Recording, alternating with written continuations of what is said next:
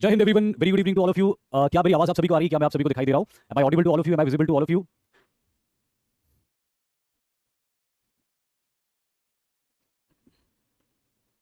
जय हिंद, जय Bharat, very good evening to all of you. Bharat Mata की जय, राम राम, सत श्री अकाल। तो चलिए आज के सेशन की शुरुआत करते हैं। आज का जो हमारा सेशन है ये एक ऐसा सेशन है जिसमें मैं आपको सिर्फ ये बताने वाला हूं कि एसएसबी इंटरव्यू का इंपॉर्टेंस क्या होता है, ताकि आप एसएसबी के इंपॉर्टेंस को समझते हुए उसके लिए अपने आप को बेहतर से बेहतर तरीके से तैयार कर सकें। तो चलिए देर नहीं करते हैं, फटाफट शुरू करते हैं सेशन कि एसएसबी इंटरव्यू का इंपॉर्टेंस क्या होता है। एक एक करके मैं सारे पॉइंट्स आपको बताना शुरू करता हूं और वो सारे पॉइंट्स के हिसाब से, वो सारे पॉइंट्स वैसे तो सेल्फ एक्सप्लेनेटरी है, लेकिन मैं भी अपनी तरफ से कुछ एक्सप्लेनेशन उसके अंदर ऐड करूंगा, कुछ चीजें आपको क्लियर करूंगा, और अगर कोई अच्छा क्वेश्चन मुझे लगा जो सबके लिए हेल्पफुल होगा तो उस क्वेश्चन को भी मैं जरूर एड्रेस करूंगा। तो जो सबसे पहला पॉइंट है, पहले तो लिख देते हैं अपन, importance of interview in SSB, services selection board में एसएसबी में इंटरव्यू का क्या इंपॉर्टेंस होता है। सबसे पहला पॉइंट, प्रथम बिंदु, दूसरे रंग में लिखते हैं यहां से, it helps the board understand you in person. It helps the board to understand you in person, यानी कि व्यक्तिगत तौर पे बोर्ड को इस बारे में मदद मिलती है कि वो आपको ठीक से समझ पाए। एसएसबी बोर्ड का ये ऑब्जेक्टिव होता है कि जितने भी ऐसे कैंडिडेट्स हैं जो जिनके अंदर ओएलक्यूज है, ये ओएलक्यूज उनके लिए काम की चीज है, आपको इसके बारे में परेशान नहीं होना है। लेकिन एसएसबी बोर्ड का ये उद्देश्य होता है कि जो भी इंडिविजुअल्स जिनके अंदर ऑनेस्टी है, जिनके अंदर कॉमन सेंस है, जो नॉलेज रखते हैं, जिनके पास पावर ऑफ एक्सप्रेशन है, जिनके पास करेज है, मॉरल करेज, फिजिकल करेज, जिनके पास टीम के अंदर जेल करने की एबिलिटी है, जिनके अंदर इंटेग्रिटी है, जिनके अंदर सोशल एडेप्टेबिलिटी है, ये सारी की सारी क्वालिटीज और भी इस तरह की दूसरी क्वालिटीज जो किसी एक इंडिविजुअल के अंदर अगर है तो वो इंडिविजुअल आगे बढ़ना चाहिए, वो इंडिविजुअल रेकमेंड होना चाहिए। ये बात तो आप समझते हो, मानते भी हो कि बोर्ड का ये जिम्मेदारी होता है, एसएसबी बोर्ड की जिम्मेदारी, रिस्पांसिबिलिटी होती है कि कोई भी ऐसा कैंडिडेट जो लायक है, सारी ओएलक्यूज को मैं ना बोल के एक बात कहूं कि लायक है फौज के अंदर मिलिट्री लीडर बनने के लिए, उसे रेकमेंड किया जाना चाहिए। अब किसी इंडिविजुअल के अंदर वो क्वालिटीज है या नहीं है, वो लायकी उसके अंदर है या नहीं है, इस बात को जानने के लिए किसी इंडिविजुअल को व्यक्तिगत तौर पे बहुत अच्छे से बोर्ड को जानना होगा। बोर्ड ऐसा नहीं कर सकता कि सारे लड़कों को और लड़कियों को सामने बिठा ले, थोड़ी बहुत उनके आपस में डिस्कशंस वगैरह करवा ले, कुछ एक एक्टिविटीज करवा ले, बाकियों को बाहर निकाल दे और कुछ जो उनको अच्छे प्रोमिनेंट दिखाई दे उनको सिलेक्ट कर ले। ये गैर जिम्मेदाराना होगा। बोर्ड ये चाहता है कि एक भी लायक कैंडिडेट कहीं रिजेक्ट ना हो जाए, क्योंकि फौज को जरूरत है अच्छे लोगों की, और किसी के बारे में सबसे ज्यादा अच्छे से जानने के लिए इंटरव्यू बहुत अच्छा माध्यम होता है। तो इंटरव्यू में आप किसी ग्रुप का हिस्सा नहीं होते हो, इंटरव्यू में आप एक इंडिविजुअल के तौर पे आते हो। इंडिविजुअली एक एसेसर आपसे क्वेश्चन पूछता है आपके PIQ, personal information questioner form के आधार पे, और उस आधार पे वो आपको व्यक्तिगत तौर पे बहुत अच्छे से जान जाता है। आपके गुण, आपके दोष, आपकी मैरिट्स, आपके डीमेरिट्स, सब कुछ वो बहुत अच्छे से समझ चुका होता है, और वो अपनी असेसिंग डायरी के अंदर वो सारी चीजें नोट कर लेता है। वो अपनी इन्फॉर्मेशन अपने पास में स्टोर करके रख लेता है आपके बारे में व्यक्तिगत तौर पे, जो कि फाइनल डे आपके रिकमेंडेशन में या रिजेक्शन में उसको मदद करती है। और उद्देश्य ये होता है इंटरव्यू करने का कि किसी कैंडिडेट के साथ में ना इंसाफी ना होने पाए। हर कैंडिडेट को समूह में तो मौका मिले ही मिले पार्टिसिपेट करके अपनी काबिलियत, अपनी योग्यता दिखाने का, बट व्यक्तिगत तौर पे भी एक इंटरव्यूइंग ऑफिसर के सामने वो अपनी योग्यता दिखा सके, अपनी काबिलियत दिखा सके, और इंटरव्यूइंग ऑफिसर किसी लायक कैंडिडेट को गलती से रिजेक्ट ना कर दे। तो व्यक्तिगत तौर पे जब आप किसी को जानते हो तो आप उसके बारे में बेहतर जज कर सकते हो, उसके बारे में बेहतर असेसमेंट कर सकते हो। तो सबसे बढ़िया असेसमेंट किसी इंडिविजुअल का एसएसबी की प्रोसेस में एक इंटरव्यू के द्वारा होता है, जिसके आधार पर उसका रिकमेंडेशन किया जा सकता है या रिजेक्शन भी किया जा सकता है, जो कि फौज के लिए जरूरी है। और इसीलिए पर्सनल इंटरव्यू का बहुत ज्यादा इंपॉर्टेंस होता है। तो पहला पॉइंट, पहला बिंदु आप बहुत अच्छे से समझ गए होंगे। अब दूसरे पॉइंट की तरफ आगे बढ़ते हैं। दूसरा पॉइंट बहुत इंपॉर्टेंट है, to see the power of expression in a candidate. किसी एक कैंडिडेट के अंदर पावर ऑफ एक्सप्रेशन कितना है, ये भी पर्सनल इंटरव्यू से सबसे अच्छे से समझ में आता है। हालांकि एसएसबी के अंदर कुछ और एक्टिविटीज होती हैं जिसमें आपके पावर ऑफ एक्सप्रेशन का परफॉर्मेंस होता है, जैसे कि ग्रुप डिस्कशंस, वहां पे भी आपका पावर ऑफ एक्सप्रेशन समझ में आता है एक ग्रुप के अंदर। सिमिलरली जब नरेशंस होते हैं इनिशियली, तब भी आपका पावर ऑफ एक्सप्रेशन समझ में आता है, लेक्चर्स में आपका पावर ऑफ एक्सप्रेशन समझ में आता है। लेकिन क्या होता है कि कुछ कैंडिडेट्स बड़े इंट्रोवर्ट होते हैं, कुछ कैंडिडेट, हर कैंडिडेट जो होता है वो एक्सट्रोवर्ट नहीं होता है, कुछ कैंडिडेट्स इंट्रोवर्ट होते हैं। लेकिन इंट्रोवर्ट होने की वजह से हम ये नहीं बोल सकते कि उन कैंडिडेट्स के अंदर मिलिट्री लीडरशिप करने की क्वालिटी नहीं है। कई ऐसे लोग होते हैं, कई ऐसे कैंडिडेट्स होते हैं जो कहने के लिए तो इंट्रोवर्ट होते हैं, लेकिन एक्चुअली उनमें बहुत सारा नॉलेज होता है, एक्चुअली उनके अंदर बहुत सारी इंटेग्रिटी होती है, एक्चुअली उनके अंदर बहुत अच्छी सोशल एडेप्टेबिलिटी होती है, कोऑर्डिनेशन होता है, और भी दूसरी कई क्वालिटीज उनके अंदर हो सकती है। बट सिर्फ एक चीज है कि वो इंट्रोवर्ट, वो इजीली किसी के साथ में ओपन अप नहीं हो पाते। ऐसे में पर्सनल इंटरव्यू बहुत इंपॉर्टेंट होता है, क्योंकि पर्सनल इंटरव्यू में आप चुप रह ही नहीं सकते।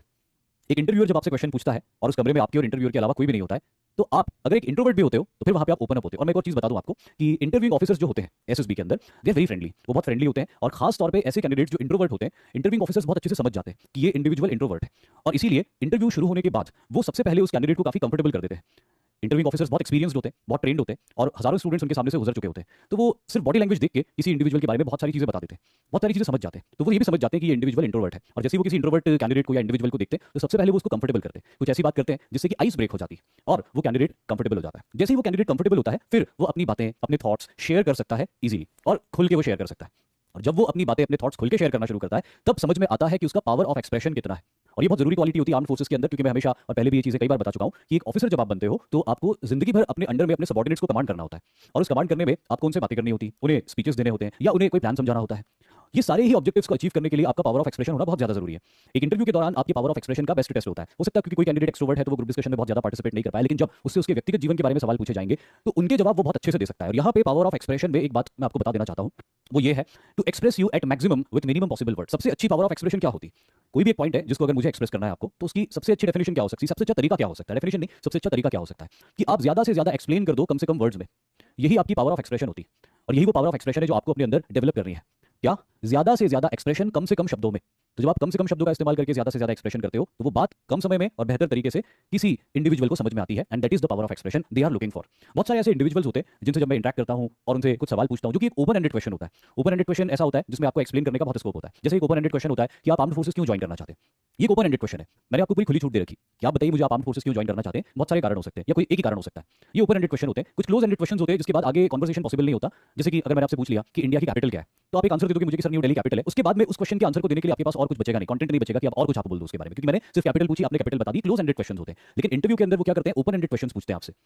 आपकी वीकनेस के बारे में क्वेश्चन पूछ लेंगे, आपकी स्ट्रेंथ के बारे में क्वेश्चन पूछ लेंगे, आर्म्ड फोर्सेस ज्वाइन करने के डिसीजन के पीछे क्वेश्चन पूछ लेंगे। ये ओपन एंडेड क्वेश्चन होते हैं और यहीं पे ज्यादातर कैंडिडेट्स फंस जाते हैं, क्योंकि कैंडिडेट्स अपने इमोशनल फ्लो में आते हैं। अगर उनसे सवाल पूछा जाए कि वो आर्म्ड फोर्सेस क्यों ज्वाइन करना चाहते हैं, तो जब उनका इमोशनल फ्लो आता है और उस इमोशनल फ्लो में उनके दिमाग में बहुत सारे थॉट्स आते हैं कि पहले किस थॉट को रखूं, उसके बाद किस थॉट को रखूं, अरे वो थॉट भी आ गया, ये थॉट भी आ गया, इसको बताऊं या नहीं बताऊं, ये वाला थॉट इंपॉर्टेंट है या वो वाला थॉट इंपॉर्टेंट है। बहुत सारे थॉट्स जब आपके दिमाग में आते हैं तभी आपके पावर ऑफ एक्सप्रेशन का टेस्ट होता है। तो यहाँ पे आपको ये करना है अपने पावर ऑफ एक्सप्रेशन को डेवलप करने के लिए कि आप हमेशा इस बात की आदत डालो और इसकी प्रैक्टिस शुरू करो कि जब भी आप किसी को कुछ एक्सप्लेन करो तो कम से कम शब्दों में ज्यादा से ज्यादा एक्सप्लेन करने की कोशिश करो। जब ऐसा होने लग जाएगा तो अपने आप आपका पावर ऑफ एक्सप्रेशन बेहतर होगा। आप किसी भी ओपन एंडेड क्वेश्चन को आंसर करते हुए कंफ्यूज नहीं होंगे, और अगर कुछ पॉइंट्स आपके दिमाग में है तो उन पॉइंट्स को ऑर्डर में रखते हुए आप आगे बढ़ोगे based on the priority of the points कि आप आर्म्ड फोर्सेस क्यों ज्वाइन करना चाहते हैं। अगले पॉइंट की तरफ हम आगे बढ़ते हैं। अगला इंपॉर्टेंट पॉइंट है to see the confidence in a candidate. किसी इंडिविजुअल के अंदर आत्मविश्वास कितना है, ये बहुत जरूरी पॉइंट होता है, क्योंकि एक आर्म्ड फोर्सेस के ऑफिसर को जब आप इमेजिन करते हो तो क्या आप किसी आर्म्ड फोर्सेस के ऑफिसर को बिना आत्मविश्वास के इमेजिन कर सकते हो? नहीं कर सकते हो, आप कभी भी नहीं कर सकते। आप जब भी एक आर्म्ड फोर्सेस के ऑफिसर को इमेजिन करते हो तो आप एक ऐसा पर्सन देखते हो जो फिजिकली बहुत फिट है, जिसको नॉलेज बहुत ज्यादा है, जिसकी ओरेटरी स्किल्स बहुत अच्छी है, जिसमें आत्मविश्वास कूट कूट के भरा हुआ है। तो आत्मविश्वास एक ऐसा गुण होता है जो विकसित तो किया जा सकता है। ऐसा नहीं है कि अगर आज आपके अंदर कॉन्फिडेंस नहीं है तो आपके अंदर कभी जिंदगी में कॉन्फिडेंस हो ही नहीं सकता। नहीं हो सकता है कॉन्फिडेंस। कॉन्फिडेंस एक ऐसी क्वालिटी नहीं होती जिसको डेवलप नहीं किया जा सकता, ये डेवलप हो जाती है over the period of time. लेकिन अगर मैं एसएसबी बोर्ड का हिस्सा हूं तो मैं ये चाहूंगा कि कोई ऐसे कैंडिडेट को मैं मौका दूं जो ऑलरेडी बहुत ज्यादा कॉन्फिडेंट हो। मैं ऐसे कैंडिडेट को प्रेफर नहीं करूंगा जिसमें कॉन्फिडेंस की कमी है, क्योंकि जब मैं ट्रेनिंग सेंटर में किसी कैंडिडेट को भेजूंगा तो उस ट्रेनिंग सेंटर में उसके कॉन्फिडेंस को बिल्ड करने के लिए मेरे को एक्स्ट्रा टाइम देने की जरूरत नहीं पड़ेगी। अगर कोई ऐसा इंडिविजुअल है जो स्वभाव से ही आत्मविश्वासी है और स्वभाव से ही आत्मविश्वास विकसित करके एसएसबी बोर्ड के सामने आया है, तो उस कैंडिडेट को हमेशा प्रायोरिटी दी जाएगी रिकमेंडेशन में। और जैसे कि मैंने कहा कि अगर किसी इंडिविजुअल के अंदर कॉन्फिडेंस नहीं है, इसका मतलब ये नहीं कि उसके अंदर कभी कॉन्फिडेंस आ नहीं सकता। लेकिन एकेडमीज ये सोचती है कि हमें ऐसे लड़के चाहिए या ऐसी लड़कियां चाहिए जिनके अंदर आत्मविश्वास ऑलरेडी है, ताकि हमें उनके आत्मविश्वास को डेवलप करने के लिए ज्यादा वर्क ना करना पड़े, क्योंकि हमें उनके ऊपर ऑलरेडी दूसरी क्वालिटीज को डेवलप करने के लिए वर्क करना है। तो आत्मविश्वास को वो एक बेसिक क्वालिटी मान के ये एक्सपेक्ट करते हैं कि बोर्ड में आने वाले सारे कैंडिडेट्स में जिन जिन कैंडिडेट्स का आत्मविश्वास बहुत अच्छा है उन कैंडिडेट्स को वो मौका देंगे। और आत्मविश्वास कैसे विकसित किया जाए, कॉन्फिडेंस कैसे डेवलप किया जाए। अच्छा, मैं एक बात आप सभी को बताना चाहता हूं कि ये एक मिथ है कि किसी में कॉन्फिडेंस होता है और किसी में कॉन्फिडेंस नहीं होता है। ये एक बहुत बड़ा मिथ है। मैं ये मानता हूं कि हर इंडिविजुअल के अंदर कुछ मामलों में कॉन्फिडेंस होता है और कुछ मामलों में कॉन्फिडेंस नहीं होता है। फॉर एग्जाम्पल, जैसे मैं मेरी बात करता हूं कि जब मैं एक स्टूडेंट था, मतलब स्टूडेंट तो मैं लाइफ लॉन्ग रहूंगा, बहुत सारी चीजें सीखता रहता हूं, लेकिन जब मैं एक स्टूडेंट था तो मैं पढ़ाई में बहुत अच्छा नहीं था। जो एकेडमिक पढ़ाई होती है उसके अंदर मैं बिल्कुल अच्छा नहीं था। तो जब एकेडमिक्स की बात आती थी, जब घर पे कोई मेहमान आते थे वो पूछते थे कि इस बार कितने नंबर आए, कितने परसेंटेज तुमने स्कोर किए, तो मेरा कॉन्फिडेंस बहुत लो हो जाता था कि मैं उन्हें क्या बताऊं कि बस पासिंग मार्क्स जितने होते हैं उससे थोड़े से ज्यादा स्कोर किए। यहाँ पे मेरा हो जाता कॉन्फिडेंस लो। या फिर अगर मैथमेटिक्स में कोई मुझे घेर ले और मैथमेटिक्स में कोई मुझे घेर के मुझसे डिस्कशन शुरू कर देता तो मेरा कॉन्फिडेंस बहुत लो हो जाता, क्योंकि मुझे आता ही नहीं ठीक से। या कोई दूसरे कॉन्सेप्ट फिजिक्स के न्यूमेरिकल्स लेके कोई मेरे सामने बैठ जाता और डिस्कशन शुरू करता, मेरा कॉन्फिडेंस लूज हो जाता। लेकिन वही मैं जब स्पोर्ट्स में आता था, जब मैदान के अंदर आता था, या तो फुटबॉल खेलता था या क्रिकेट खेलता था, ये दो खेल मैंने ज्यादा खेले, थोड़ा बहुत बॉक्सिंग भी खेला, लेकिन ये दो खेल ज्यादा खेले, क्रिकेट और फुटबॉल। तो जब मैं इन खेलों में आता था तो यहाँ पे फिर आप किसी को भी बुला लीजिए, कोई भी 30 मार खा जाए मैदान के अंदर, हर एक को मैं टक्कर दे देता था। यहाँ पे मेरा कॉन्फिडेंस बहुत हाई था। क्रिकेट देखना मुझे बहुत पसंद था, आज भी बहुत पसंद है, और उससे जुड़ा हुआ जो नॉलेज था वो भी मुझे बहुत ज्यादा था। अगर क्रिकेट की कोई बात करे या क्रिकेट खेलने के लिए बोले, मेरा कॉन्फिडेंस स्काई रॉकेटिंग हो जाता था। और तो मैं चाहता था कि वो लोग आए और मुझे देखें, जिन्होंने मुझसे मैथ्स के बारे में बात करी थी या फिजिक्स के न्यूमेरिकल्स के बारे में बात करी थी या मेरे स्कोर के बारे में बात करी थी, एकेडमिक स्कोर के बारे में, वो जरा आके देखें कि मैंने बॉलिंग करते हुए कितने विकेट्स लिए या बैटिंग करते हुए कितने रन बनाए या फुटबॉल खेलते हुए कितने गोल स्कोर किए। तो क्या मैं एक अंडर कॉन्फिडेंट लड़का था या मैं कॉन्फिडेंट लड़का था? मैं दोनों ही नहीं था। किसी मौके पे या किसी मामले में मैं बहुत कॉन्फिडेंट था, किसी मामले में मैं बहुत अंडर कॉन्फिडेंट था। और यही बात आप सबके ऊपर भी लागू होती। ये जो मैंने बात बताई मेरे बारे में, जो व्यक्तिगत में मैंने मेरे बारे में बात बताई, जो मुझे नहीं बताना चाहिए थी, अच्छा नहीं लगता, लेकिन फिर भी अब आपको समझाने के लिए मैं किसका एग्जांपल देता तो मैंने मेरा ही दे दिया। यही बात आपके ऊपर भी लागू होती है। आप में से कई स्टूडेंट्स ऐसे हैं जो पढ़ने में अच्छे नहीं है लेकिन दूसरी एक्टिविटीज में अच्छे हैं। आप में से कई स्टूडेंट्स ऐसे हैं जो दूसरी एक्टिविटीज का हिस्सा तो नहीं हो पाए लेकिन पढ़ाई में बहुत अच्छे हैं। तो हर इंडिविजुअल के अंदर कॉन्फिडेंस किसी खास वक्त पे आता है। अब कॉन्फिडेंस कैसे आता है? कॉन्फिडेंस आता है स्किल से और नॉलेज से। अगर आपके अंदर स्किल है, अगर आपके अंदर नॉलेज है, तो कॉन्फिडेंस अपने आप आ जाएगा। जैसे आप एसएसबी इंटरव्यू के अंदर गए, अब एसएसबी इंटरव्यू के अंदर इंटरव्यूअर ने आपसे पूछा, मान लीजिए आप एक बहुत अच्छे स्पोर्ट्स पर्सन है, आपने अपने बीआई की फॉर्म में लिखा भी है कि मैंने फुटबॉल खेली, क्रिकेट खेला, हॉकी खेली, बॉक्सिंग करी, जूडो कराटे किया, ना जाने क्या क्या किया। अब इंटरव्यूइंग ऑफिसर आपसे क्वेश्चन पूछ, और आप पढ़ाई में खराब थे मेरी तरह। अब इंटरव्यूइंग ऑफिसर जो है भिड़ गए आपसे पढ़ाई से जुड़े हुए क्वेश्चन पूछने के लिए, एकेडमिक क्वेश्चन पूछने के लिए कि बेटा एक बात बताओ, न्यूटन के 3 लॉ बता दो मोशन के, आपको नहीं पता साहब। उन्होंने बोला कि अच्छा कोई क्वेश्चन आपको दे दिया, कोई कॉन्सेप्ट दे दिया कि बोले पाइथागोरस थ्योरम समझा दो, आपको नहीं पता, है ना। अब इसी तरह के कुछ कॉन्सेप्ट्स उन्होंने पूछना शुरू कर दिया आपसे कि भैया इंटीग्रेशन, डिफरेंशिएशन हम पढ़ते हैं, इसका क्या इंपॉर्टेंस होता है लाइफ में, आपको नहीं पता। अब क्या होगा? आपका कॉन्फिडेंस होगा लो, आपका कॉन्फिडेंस एकदम रॉक बॉटम चला गया कि यार ये क्या पूछ रहे हैं मेरे से, मेरे को जो नहीं आता है सारी चीजें पूछ रहे हैं मुझसे, और मैं सॉरी सर बोलता जा रहा हूँ, सॉरी सर नहीं पता, सर ये भी नहीं पता, सर वो भी नहीं पता। अचानक आपका कॉन्फिडेंस लो हो जाएगा। अचानक वो आपसे सवाल पूछेंगे कि बेटा बताओ क्रिकेट के अंदर पिच की लेंथ कितनी होती है, आपका कॉन्फिडेंस एकदम राइज हो जाएगा कि अब आई मेरे बलंग की चीज, अब आए आप मेरे स्ट्रेंथ या मेरे स्ट्रॉन्ग जोन में। अब आप बताना शुरू करोगे कि सर इतनी लंबाई होती है, पॉपिंग क्रीज इतना होता है, 2 स्टंप्स की दूरी इतनी होती है, और जब वो पूछना शुरू करेंगे दूसरे क्वेश्चन आपसे तो आप धड़ाधड़ जवाब देते रहोगे। क्यों? क्योंकि आपका नॉलेज और स्किल वहां पे बहुत ज्यादा है। तो दोस्तों अगर आपको कॉन्फिडेंस डेवलप करना है तो आप हमेशा अपनी जो वीकनेसेस है उनको ज्यादा से ज्यादा स्टडी करो, उसके ऊपर वर्क करो, अपने आप आपका कॉन्फिडेंस अच्छा हो जाएगा। देखो ये कोई अच्छी बात नहीं है, ये जो एग्जांपल मैंने आपको दिया ये कोई बहुत अच्छी बात नहीं है कि स्पोर्ट्स के अंदर कॉन्फिडेंस बहुत हाई है और पढ़ाई के अंदर कॉन्फिडेंस बहुत लो है, या पढ़ाई के अंदर कॉन्फिडेंस बहुत हाई है पर स्पोर्ट्स वगैरह कुछ खेला नहीं, लिखा नहीं हुआ है वहां पे। अब इंटरव्यूअर ने पूछ लिया आपसे कि बेटा स्पोर्ट्स क्यों नहीं खेला आपने, इतना लंबा वक्त मिला था आपको बचपन में, आपने स्पोर्ट्स क्यों नहीं खेला, आप वहां पे डल पड़ जाओगे। तो ये कोई अच्छी बात नहीं है कि हम किसी भी एस्पेक्ट पे कमजोर पड़े। अगर हम कॉम्पिटिटिव एग्जाम में जा रहे हैं और एसएसबी जैसे इंटरव्यू बोर्ड के सामने हम बैठे हुए हैं, इंटरव्यू बोर्ड नहीं मतलब एसएसबी बोर्ड के सामने हम बैठे हुए हैं, तो ये हमारा फर्ज बनता है कि हम हर एस्पेक्ट में मजबूत होकर जाएं, हम हर एस्पेक्ट में मजबूत होकर जाएं। जब हमारा हर एस्पेक्ट मजबूत होगा तो हम बहुत आत्मविश्वास से वहां जाएंगे कि ठीक है इंटरव्यूइंग ऑफिसर क्या पूछेंगे मुझसे, न्यूटन के 3 लॉ पूछेंगे मुझे पता है, पाइथागोरस थ्योरम पूछेंगे मुझे पता है, इंटीग्रेशन डिफरेंशिएशन के बारे में पूछेंगे मुझे पता है, स्पोर्ट्स के बारे में पूछेंगे मुझे पता है। हालांकि मैं ये नहीं कह रहा कि आपको सब कुछ बहुत अच्छे से पता हो सकता है कि आप स्पोर्ट्स में बहुत अच्छे हो, उसका तो आपको बहुत ही बढ़िया नॉलेज है, लेकिन यहाँ पे ये एक्सपेक्ट किया जा रहा है कि आप एकेडमिक्स में जीरो नहीं हो मेरी तरह, आप एकेडमिक्स में मेरी तरह जीरो नहीं होने चाहिए। एकेडमिक्स में अगर आप 100 में से 80 नहीं हो सकते हो तो कम से कम 100 में से 40 तो हो, 45 तो हो। इंटरव्यूइंग ऑफिसर को भी लगना चाहिए कि भैया ये लड़का या ये लड़की कंप्लीट पैकेज है, कि ठीक है स्पोर्ट्स में बहुत अच्छा, आउटडोर एक्टिविटीज में बहुत अच्छा है, आर्म्ड फोर्सेस में बहुत काम आएगी इसकी क्वालिटी, लेकिन साथ ही साथ इसको थोड़ा बहुत नॉलेज भी है, भले उतना अच्छा नहीं है एकेडमिक्स में लेकिन फिर भी एवरेज तो है कम से कम। तो दोस्तों ऐसा करना है आपको कि आपकी जो भी चीजें कमजोर है, मान लीजिए कि अगर आप आउटडोर एक्टिविटीज में कमजोर है तो उसके ऊपर वर्क कर लो थोड़ा बहुत, कोई एक स्पोर्ट ऑप्ट कर लो, स्पोर्ट्स ऑप्ट नहीं कर सकते हो तो फिजिकल फिटनेस के लिए कोई जिम ज्वाइन कर लो, अपने घर के अंदर ही वर्कआउट करना शुरू कर दो, और अगर स्पोर्ट्स ऑप्ट कर सकते हो तो कर लो। अगर आप पढ़ाई में कमजोर हो मेरी तरह तो मेरी तरह मत रहो, आप अपनी वीकनेसेस के ऊपर वर्क करना शुरू करो कि यार मैं मैथ्स में कमजोर हूं तो मेरे को मैथ्स में अपने आप को कम से कम इस लायक बना रहा है कि अगर मेरे से बेसिक क्वेश्चन पूछे गए मैथ्स के तो मैं जवाब दे सकूं। तो जब आप इस तैयारी के साथ जाओगे कि अगर मेरे को एकेडमिक्स में भी कुछ चीजें उन्होंने पूछी तो मैं निरुत्तर तो नहीं रहूंगा, मैं जीरो होकर तो नहीं आऊंगा वहां पे भी, भले ही 100 में से 100 ना स्कोर कर पाऊं लेकिन 100 में से 40 तो स्कोर कर ही दूंगा। और अगर स्पोर्ट्स में ये लोग आ गए, आउटडोर एक्टिविटीज में आ गए तो 80 स्कोर कर दूंगा, 90 स्कोर कर दूंगा। तो जब आप इंटरव्यू के अंदर जाओगे तो आपका आत्मविश्वास रॉक बॉटम नहीं स्काई रॉकेटिंग रहेगा, और वही आत्मविश्वास जब वो आपके अंदर देखेंगे आपकी बॉडी लैंग्वेज में वो चीज समझ में आएगी। मेरे से बहुत सारे स्टूडेंट्स पूछते हैं सर बॉडी लैंग्वेज कैसी रखे, मैं बोलता हूं स्वाभाविक रखो। बॉडी लैंग्वेज की परवाह आप तब करते हो जब आपको ज्ञान और स्किल की कमी होती है। जब नॉलेज और स्किल की कमी होती है तब हम बॉडी लैंग्वेज के ऊपर फोकस करने लगते हैं कि यार नॉलेज नहीं मेरे पास, स्किल नहीं, कम से कम मैं अपनी बॉडी लैंग्वेज को तो अच्छा रखूं। नहीं, बॉडी लैंग्वेज बहुत स्वाभाविक होना चाहिए, बॉडी लैंग्वेज बहुत नेचुरल होना चाहिए, और वो रिलैक्स्ड बॉडी लैंग्वेज होना चाहिए। वो रिलैक्स बॉडी लैंग्वेज तब आ जाएगा जब आपके अंदर नॉलेज और स्किल होगी। जब इंसान नॉलेज और स्किल लेकर कहीं जाता है तो उसके अंदर बॉडी लैंग्वेज भी अपने आप सही जगह पे फिट हो जाता है, फिर उसको बॉडी लैंग्वेज का ध्यान नहीं रखना पड़ता, वो बस अपने एक्ट को करता जाता है और सामने वाला उसके बॉडी लैंग्वेज से सेटिस्फाइड रहता है। तो ये सारी चीजें एट प्लेस आ जाएगी अगर आप कॉन्फिडेंट होंगे। और कॉन्फिडेंट आप कैसे होंगे? अपनी नॉलेज और अपनी स्किल को आगे बढ़ा के। जैसे मान लीजिए कि आप आउटडोर एक्टिविटीज में बहुत ज्यादा पार्टिसिपेट नहीं किए हुए, अब आज आपको पता चला कि यार आज सर ने बताया कि यार मेरा ये एस्पेक्ट कमजोर है, अब मेरे पास 6 महीने बचे हुए हैं, 6 महीने में मैं ये एस्पेक्ट कैसे मजबूत करूं? 6 महीने में मैं क्रिकेट खेलना शुरू कर दूं या 6 महीने के लिए मैं फुटबॉल खेलना शुरू कर दूं? देखो अगर शुरू कर दोगे तो वैसे भी अच्छा हो जाएगा, लेकिन अगर शुरू नहीं भी कर सकते हो तो एटलीस्ट कोई एक ऐसा खेल, कोई ऐसी आउटडोर एक्टिविटी जो आप कर सकते हो या जिसके बारे में आप जान सकते हो, जिसमें आपको इंटरेस्ट है, उसके बारे में जानना ही शुरू कर दो। आप बता देना इंटरव्यूइंग ऑफिसर को कि सर मेरा जो बैकग्राउंड था और जो एक्सपोजर मुझे मिला, उस एक्सपोजर की वजह से मैं आउटडोर एक्टिविटीज में बहुत ज्यादा पार्टिसिपेट नहीं कर पाया या नहीं कर पाई, लेकिन जब मुझे इस बात का रियलाइजेशन हुआ कि आर्म्ड फोर्सेस में ये बहुत इंपॉर्टेंट एस्पेक्ट होता है, तो ये रियलाइजेशन मुझे एग्जाम से 6 महीने पहले हुआ। अब एग्जाम से 6 महीने पहले मैंने अपने आप के लिए तय किया कि मैं एक स्पोर्ट्स को ऑप्ट करूंगा या करूंगी, या मैं किसी एक्टिविटी को नहीं भी कर पाया या नहीं भी कर पाई तो मैं उस एक्टिविटी के बारे में जानूंगी। और मैंने उसके बारे में सर 6 महीने में काफी रिसर्च किया कि अगर मुझे मौका मिलेगा आर्म्ड फोर्सेस के अंदर तो मैं ये वाले स्पोर्ट्स को ऑप्ट करूंगा। और इससे पहले कि मैं इस स्पोर्ट्स को ट्रेनिंग सेंटर में जाकर ऑप्ट करूं, मैंने उसके बारे में बहुत सारी जानकारी ली। मैं ये आपको तब कह रहा हूं जब ये कंडीशन है कि आप खेलने में नहीं जा सकते हो, कि सर साहब आप खेलने में नहीं जा सकते, सर बहुत तैयारी करनी है, लेकिन आप उसकी जानकारी ले लो और इंटरव्यूइंग ऑफिसर को बता दो कि सर वैसे तो मैं नहीं कर पाई अपनी लाइफ में आउटडोर एक्टिविटीज, लेकिन मुझे मौका नहीं मिला। बहुत सारे स्टूडेंट्स हैं हमारे जो इकोनॉमिकली इतने अच्छे नहीं है या वो ऐसी जगह से आते जाओ उनको एक्सपोजर नहीं मिला, उनकी गलती नहीं है उसके अंदर, लेकिन अब आज आपको पता चलिए ना ये बात कि आप इस एस्पेक्ट में कमजोर हो तो उस पर वर्क करो। एक कोई खेल चुनो कि यार मुझे मौका मिला तो मैं ये खेल खेलूंगा या खेलूंगी। और इतना भी अगर आप बताओगे इंटरव्यूइंग ऑफिसर को कि सर मौका तो नहीं मिला लेकिन अगर मौका मिलेगा ट्रेनिंग में मुझे तो मैं ये वाले स्पोर्ट्स को ऑप्ट करूंगा, और इससे पहले कि मैं ऐसा कर सकूं मैंने इसके बारे में बहुत सारी चीजें जानी और एक दो बार थोड़ा बहुत मौका मिला तो उसमें पार्टिसिपेट भी करके देखा। बिलीव मी, ये बहुत पॉजिटिव इंप्रेशन क्रिएट करेगा। See in order to succeed in SSB you have to be very positive minded person, you have to be very constructive person. Resources की कमी का रोना नहीं रोना वहां पे कि सर आपको क्या बताऊं, मैं बहुत गरीबी थी, बहुत परेशानी थी, खेल नहीं पाया, कूद नहीं पाया। ये जो जवाब है ना, ये जवाब मायूसी वाला जवाब है। उन्हें मायूस लोग नहीं चाहिए, उन्हें जिंदा दिल लोग चाहिए। इसकी जगह कैसा जवाब होता कि सर फाइनेंशियल कंडीशन ऐसी थी कि खेल तो नहीं पाया लेकिन इस खेल में इंटरेस्ट बहुत था, और मौका मिलेगा तो करूंगा, लेकिन इसके बारे में जो थोड़ा बहुत मेरे को मौका मिला मैंने इसको खेला भी और इसके बारे में जाना बहुत कुछ मैंने, बिलीव मी। ये जवाब और जो दूसरा जवाब इससे पहले मैंने दिया था, आप खुद एनालिसिस कर लो कि कौन से जवाब वाला इंडिविजुअल ज्यादा अच्छा है। और जब इस तैयारी के साथ आप जाओगे तो आत्मविश्वास आपका बहुत ऊंचा रहेगा, जो कि इंटरव्यू के अंदर देखा जाता है और आपकी बॉडी लैंग्वेज से ही झलक जाता है आपका आत्मविश्वास। अगला जो पॉइंट है, प्रिंस कुमार बोल रहे कि सर ऑनलाइन गेम सही है। अब देखो, ऑनलाइन गेम अगर आप वाकई में बहुत अच्छा पसंद करते हो, आपने बहुत डेस्परेटली ऑनलाइन गेम को बहुत टाइम दिया है, तो आप बिल्कुल बोलिए, मैं इसको बुरा नहीं मानता। बहुत सारे लोग बुरा मानते हैं कि ऑनलाइन गेमिंग क्या करना है। ऑनलाइन गेमिंग तो फ्यूचर है, इवन वॉरफेयर का फ्यूचर है ऑनलाइन गेमिंग। आप आने वाले वक्त में टेक्नोलॉजी इतनी अच्छी आएगी कि आप एक किसी कमरे के अंदर से बैठ के युद्ध लड़ पाओगे। आज भी आप देख ही रहे हो ना, इजराइल की लड़ाई हो रही है हमास के साथ में, तो अभी तक इस लड़ाई में क्या हुआ है? मतलब हमास ने हमला किया था और वो निर्दोष नागरिकों को मारा था, उसके बाद से ग्राउंड पे का फाइटिंग हुई। उसके बाद इजराइल ने हमास को यूं ही डिस्ट्रॉय कर दिया, रॉकेट मार मार के डिस्ट्रॉय कर दिया। उनकी आर्मी को, जिसको हम कहते हैं फौज के अंदर, बूट्स ऑन ग्राउंड डालने नहीं पड़े, जाने नहीं पड़ा उनको। ये बटन दबाया रॉकेट छूटा, ये बटन नहीं दबाया, मतलब वो दूसरी तरीके से रिलीज करते हैं, शूट करते हैं रॉकेट्स, लेकिन हाँ वो इट्स लाइक बटन दबाया और छूट गया, बटन दबा दबा के ही उन्होंने फोड़ डाला। तो मेरा ये कहना है कि अगर आप ऑनलाइन गेमिंग करते हो तो ये भी बहुत अच्छी चीज़ है, इसमें कोई गलत बात नहीं। Anything under control is very good. और मैं तो कभी भी स्टूडेंट्स को ये नहीं कहता कि सोशल मीडिया से दूर रहो या ऑनलाइन गेमिंग, जो भी ट्रेंड्स चल रहे हैं सोसाइटी के, उन ट्रेंड्स का हिस्सा आपको होना चाहिए, आपको जानकारी होनी चाहिए उन ट्रेंड्स की। ये बहुत जरूरी है दुनिया के साथ कदम से कदम मिला के चलने के लिए। तो अगर ऑनलाइन गेम्स आप खेलते हो और आपने बहुत डेस्परेटली ऑनलाइन गेम्स खेले, बहुत सीरियसली खेले और बहुत अच्छा लेवल उसके अंदर अचीव किया है, तो आप डेफिनेटली उसको शेयर कर सकते हो। कुछ भी चीज़ गलत सही नहीं होती।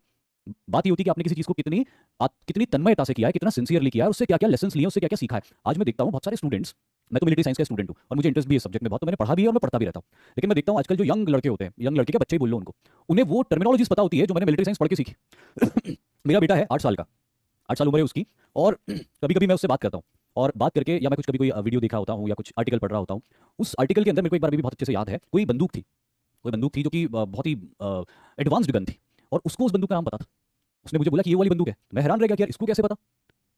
उसको ये पता है कि 5.56 कैलिबर की गोली होती है, 7.62 कैलिबर की गोली होती है, रॉकेट लॉन्चर क्या होता है, और भी दूसरे कई वेपन है जो उसको पता है, क्योंकि वो खेलता था, वो फ्री फायर खेलता था। या जहाँ तक मुझे पता है, वो बंद करवा दिया उसका फ्री फायर खेलना, लेकिन पहले खेलता था वो। तो जो वो खेलता था फ्री फायर, पबजी, जो भी वो खेलता था, उसको इतना नॉलेज हो गया। और ये बात मैं कोई इस साल की नहीं बोल रहा हूँ, 1-1.5 साल पहले की बात है, जो 6.5-7 साल का था, उसको गन्स और वेपन्स के बारे में बहुत अच्छी इन्फॉर्मेशन हो गई थी, जो मुझे बहुत पढ़ाई करने के बाद हुई थी।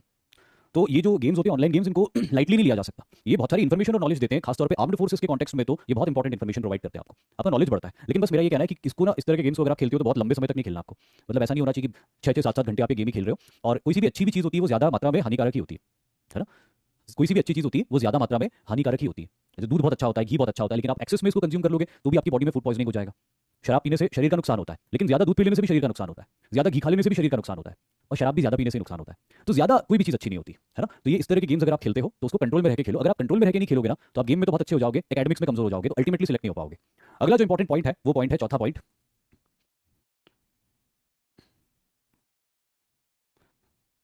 हाउ अ कैंडिडेट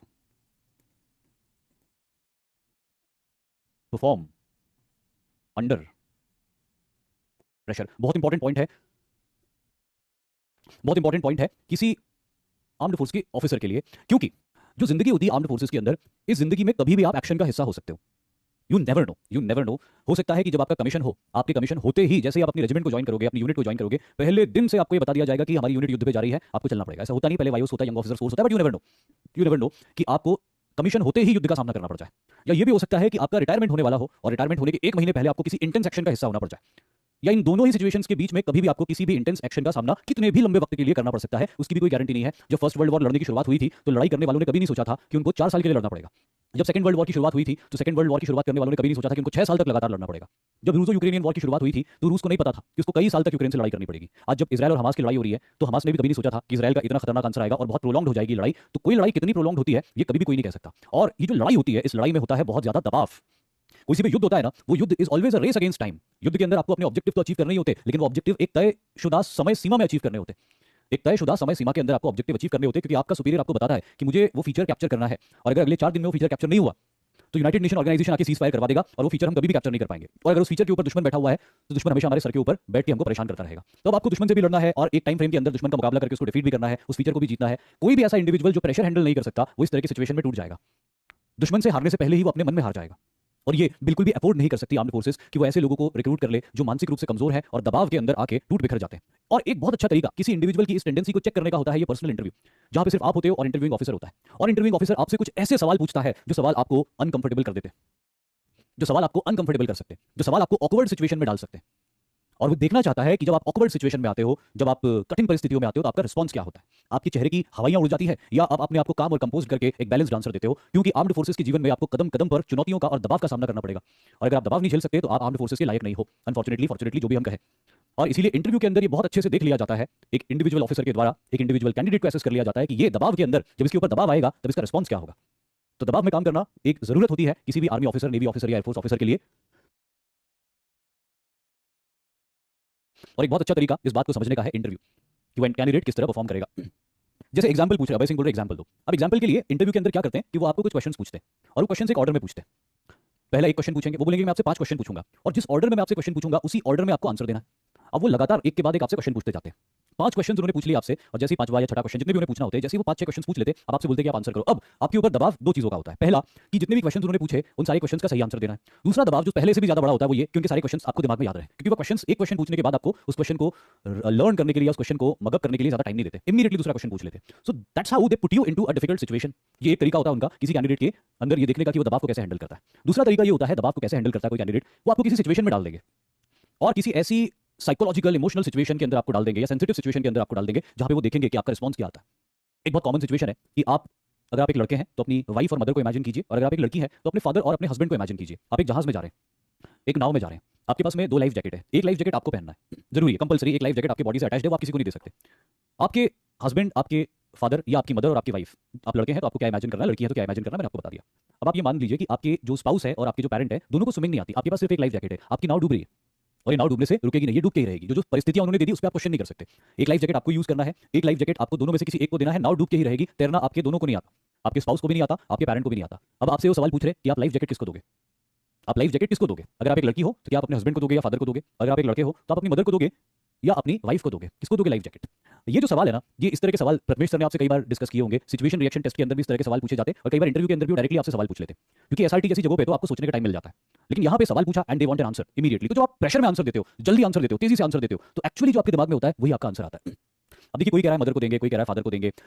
बीच में कई लोग ऐसे भी होते हैं, जब मैं ऑफलाइन में होता हूँ तो कई लोग ऐसा भी बोलते हैं कि सर एक लाइफ जैकेट जो है मैं अपना किसी को दे दूंगा, मुझे तैरना आता है, मैं नाव को ही डूबने, ये सब इम्प्रैक्टिकल है। उन्होंने जो सिचुएशन दी थी वही मानना है। अब कुछ लोगों ने बोला मदर को देंगे, कुछ लोगों ने बोला कि कुछ लोगों ने बोला स्पाउस को देंगे, कुछ लोगों ने बोला पेरेंट को देंगे, मदर फादर या हस्बैंड वाइफ को देंगे। अब यहाँ पे बहुत सारी चीजें होती हैं, आपका जो जवाब है इसमें सही गलत जैसा कुछ भी नहीं है। वैसे सिचुएशन रिएक्शन के हिसाब से और एक जनरली जो इसका सही जवाब माना जाता है, जनरली इसका सही जवाब ये माना जाता है कि आप अपने स्पाउस को लाइफ जैकेट दीजिए, क्योंकि यहाँ पे लाइफ एक्सपेक्टेंसी देखी जा रही है, प्रैक्टिकलिटी देखी जा रही है कि आपके पेरेंट है। अब आप ऑब्वियसली अगर आपकी शादी हो चुकी है मतलब आप जवान हो, आपका स्पाउस भी जवान है, और अगर आप दोनों अच्छे खासे जवान हो कि आपकी शादी हो चुकी है मतलब आपके पेरेंट की एज बहुत ज्यादा हो गई, तो सोसाइटी में उन्होंने अपना रोल प्ले कर दिया। अब सोसाइटी के अंदर आपको, आपके हस्बैंड को या आपकी वाइफ को, आप लोगों को आगे के समाज को बनाना है, आगे के समाज को क्रिएट करना है। और इसीलिए एक जो प्रॉपर आंसर इसका होता है वो ये होता है कि आप अपने स्पाउस को दे दो, क्योंकि आप लोगों की लाइफ एक्सपेक्टेंसी ज्यादा है। अगर किसी तरह आपने अपने स्पाउस को अगर अपने स्पाउस को कुर्बान कर दिया, उनका बलिदान दे दिया और पेरेंट्स को बचा लिया, मदर को या फादर को बचा लिया, तो वो तो वैसे बुजुर्ग है, अब वो सोसाइटी को देने वाली पोजीशन में नहीं रहे। तो समाज के हिसाब से आपने कड़ा फैसला लेके, फैसला तो कड़ा ही लेना आपको, चाहे हस्बैंड को डुबाओ या फादर को डुबाओ या मदर को डुबाओ या फिर वाइफ को डुबाओ, फैसला तो कड़ा ही होगा, खुशी तो दोनों में ही नहीं होगी। लेकिन आपने समाज को ध्यान में रखते हुए एक फैसला लिया कि they have a role to play in the society.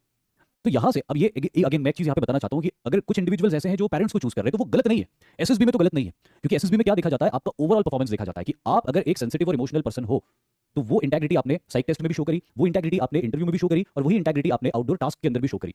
तो अगर आप एक ऐसे इंडिविजुअल जो बोल रहे हैं कि नहीं मैं तुम्हें मेरी मां को बचाऊंगा, लेकिन वो सेंसिटिविटी और वो इमोशनलिटी आपकी साइक टेस्ट में भी दिखाई दे रही है, ग्रुप टास्क में भी दिखाई दे रही है, इससे ये पता चल रहा है कि आप एक ईमानदार पर्सन हो। जो इमोशन आप अपने दिल में कैरी करते हो वही इमोशन हर तरह की परिस्थितियों में आप दुनिया को देते हो या एक्सप्रेस करते हो, तो आप रिकमेंड हो सकते हो। एसएसबी में सबसे ज्यादा इंपॉर्टेंट ईमानदारी की होती, सही गलत आंसर कुछ भी नहीं है इसमें। लेकिन एक जनरली जो मैंने बताया कि सोसाइटी के पॉइंट ऑफ व्यू से सोचते हुए वो स्पाउस वाला आंसर सही माना जाता है यहाँ पे, है ना। तो ये जो आंसर है इसके अंदर सही गलत नहीं होता, ईमानदारी आपकी देखी जाती है कि यार ये साइक टेस्ट में भी उसी इमोशनलिटी के साथ में स्टोरीज लिख रहा था, यहाँ पे भी उसी इमोशनलिटी के साथ जवाब दे रहा है और आउटडोर टास्क में भी इसने वही इमोशनलिटी शो करी, तो वो चीज जो है ना वो आपके फेवर में जाएगी। तो सही गलत कुछ नहीं होता, जो आप फील करते हो, दिल से जो फील करते हो उस तरह के आंसर्स देना यहाँ पे। लेकिन जो आपने एग्जांपल पूछा था, तो इस तरह के एग्जांपल्स देके वो आपको दबाव में लाते हैं और दबाव में लाके वो देखते हैं कि इसका रिस्पॉन्स क्या आ रहा है। तो इंटरव्यू में आए रिस्पॉन्सेस को वो कलेक्ट करते हैं, साइक टेस्ट में आए रिस्पॉन्सेस को वो कलेक्ट करते हैं, आउटडोर टास्क में आपके किए गए एक्शंस को वो रजिस्टर करके रखते हैं, फिर तीनों को मैच करके देखते हैं कि कहीं ऐसा तो नहीं कि साइक टेस्ट में कुछ करना नहीं था तो हीरो बन गया, इंटरव्यू के अंदर सिट्टी पिट्टी गुल हो गई और एक्शन करने की वक्त जब आई तो उल्टे सीधे एक्शंस किए, तो वो आदमी रिजेक्ट हो जाएगा। कि साइक टेस्ट में तो बहुत अच्छी स्टोरीज लिख दी, क्योंकि एकेडमी ज्वाइन कर ली थी, उन्होंने बता दिया था स्टोरीज कैसे लिखनी है, तो स्टोरी लिखने में तो माहिर था, लेकिन जब एक्शन की बारी आई और स्पीच की बारी आई तो बोलते नहीं बना, ये एक्शन नहीं करते बना, ये ज्यादा मैटर करता है। तो इंटरव्यू के अंदर भी जो आप नेचुरल होते हो, जो आपको फील होता है अंदर से, वही एक्सप्रेस किया करो। सही गलत जवाब के बारे में मत सोचना, इस तरह की प्रेशर वाली सिचुएशन में, सही गलत के बारे में मत सोचना। वो न्यूटन के तीन लॉ पूछे ना तो सही बताने पड़ेंगे। आप ये मत सोचना कि न्यूटन के 3 लॉ मुझे जो अलग लगते हैं वो मैं बता दूं, नहीं, फैक्चुअल चीजें जब पूछेंगे तो जो एक्यूरेट आंसर है वही देने, लेकिन इस तरह की प्रेशर सिचुएशन में जब आपको डालेंगे तो जो दिल से आपको फील होता है वही आप रिस्पॉन्ड कीजिएगा। And last but not the least, very important, और वो है नॉलेज एंड अवेयरनेस। ये बहुत इंपॉर्टेंट होता है जो कि इंटरव्यू के अंदर देखा जाता है सॉरी, और एक्सपेक्ट किया जाता है।